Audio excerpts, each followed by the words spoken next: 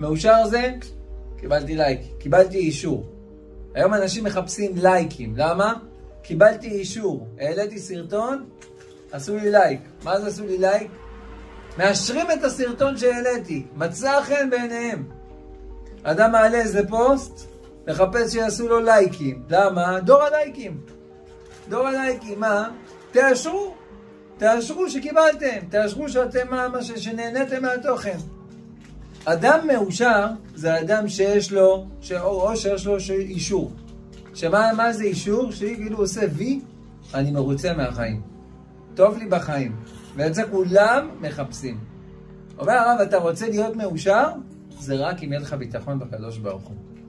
אם יהיה לך ביטחון באלוקים, אתה תהיה מאושר. ולמה?